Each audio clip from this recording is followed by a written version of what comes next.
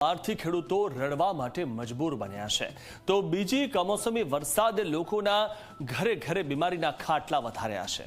હાલ બેવડી ઋતુ અને ઉપરથી માવઠા પડતા અચાનક જ રોગચાળાએ માથું ઉચક્યું છે। ત્યારે કયા રોગ વધ્યા છે અને તેનાથી બચવા શું ધ્યાન રાખવું પડશે, જોઈએ જનતાની વાતમાં।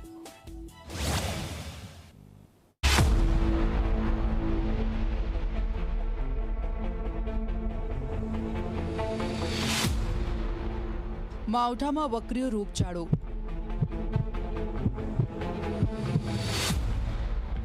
હોસ્પિટલોમાં ઉભરાયા દર્દી।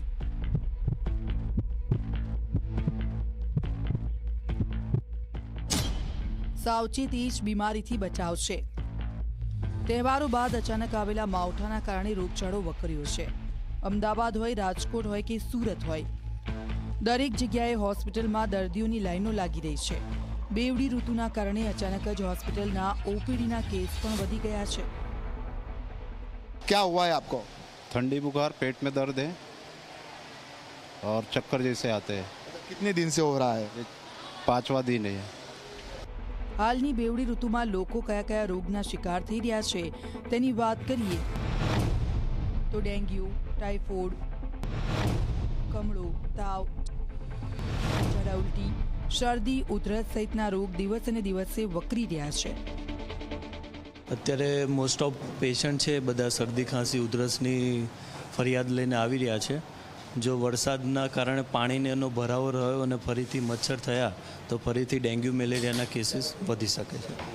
હાલમાં દિવાળીના તહેવારો પૂરા થયા છે અને શિયાળાની શરૂઆત થઈ રહી છે, ત્યારે બેવડી ઋતુમાં કેવી સાવચેતી રાખવી પડશે તેની વાત કરીએ तो पानी गरम करीने पीवो, संतुलित आहार लेवो, ताजो अने स्वस्थ खोराक खावो, पूरती ऊंघ लेवी, हाथ धोवानुं राखवुं, पाणी भरेला पात्रो खाली करवा, मच्छरदानीनो उपयोग करवो, बने तो मास्कनो उपयोग करवो।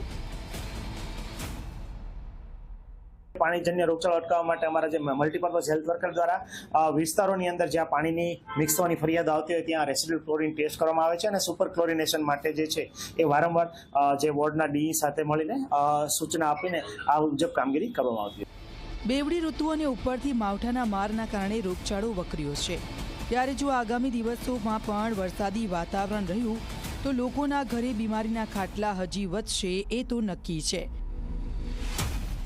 ब्यूरो रिपोर्ट, जी मीडिया।